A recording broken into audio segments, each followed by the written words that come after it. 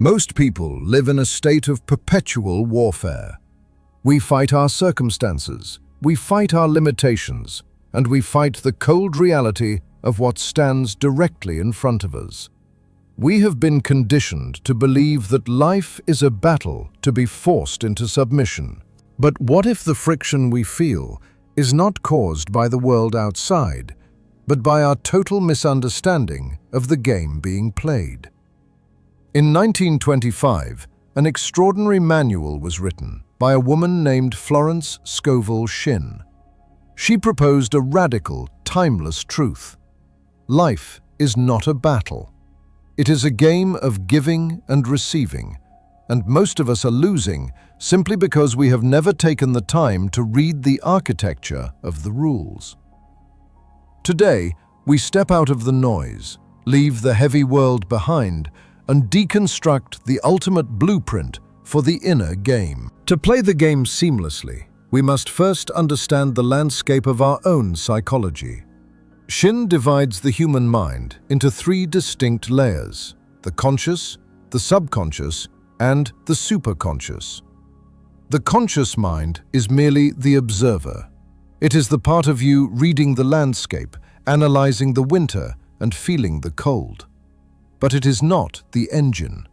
The engine lies beneath the surface, hidden in the fog. Above the engine and above the observer sits something far older than both. Shinn calls it the superconscious mind. It is not your personality or your past. It is the creative intelligence that moves through you when you are most aligned, most present, and most still. Most people live entirely on the surface of the first layer. They argue with circumstances, negotiate with fear, and exhaust themselves trying to manage an outer world that is simply a reflection of what is running beneath. To change the reflection, you must change the source. And the source is not the conscious mind. It is the quiet, unceasing engine that runs beneath it. The subconscious mind knows no direction of its own. Shinn describes it as a faithful, unfeeling recording machine. It is like steam or electricity. It does what it is directed to do, carrying no inherent malice or favor. Whatever you impress upon it deeply, it manifests with absolute mathematical precision. Your deepest fears are not just thoughts. They are blueprints handed directly to the impression engine, which faithfully constructs the very walls you feel trapped behind. The subconscious does not evaluate your instructions. It does not ask whether the belief is rational, whether the fear is proportionate, or whether the story you keep telling yourself is actually true. It simply receives the signal and builds accordingly. This means the architecture of your outer life is a precise mirror of the architecture of your inner instructions. The question is not whether it is working. The question is what exactly you have been asking it to build. How do we alter a recording that has been playing for decades? Shinn introduces the law of substitution.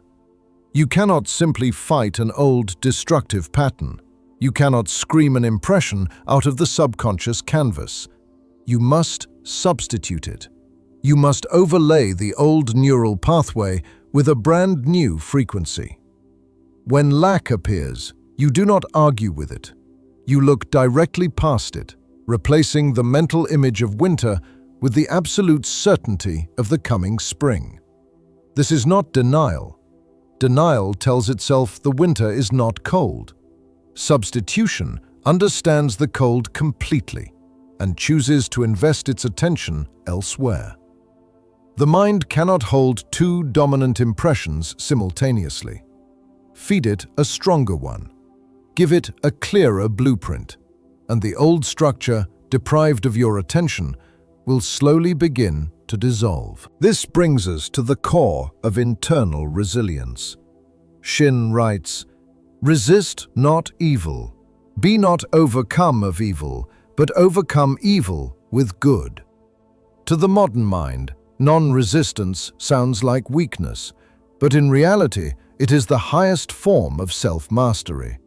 When you violently resist a bad circumstance, you give it your life force. You lock eyes with it. You feed it.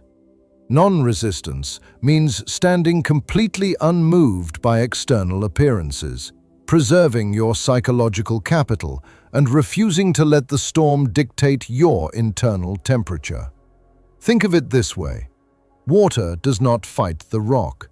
It simply continues moving, and over time, the rock conforms to the water. The thing that appears immovable is no match for the thing that refuses to stop. Your internal monologue is the chisel that shapes your reality. Shinn reminds us that our words are physical forces, casting a definitive mold for our experiences. When you continuously speak of your fatigue, your financial lack, or your bad luck, you are literally commanding the recording machine to track those exact coordinates.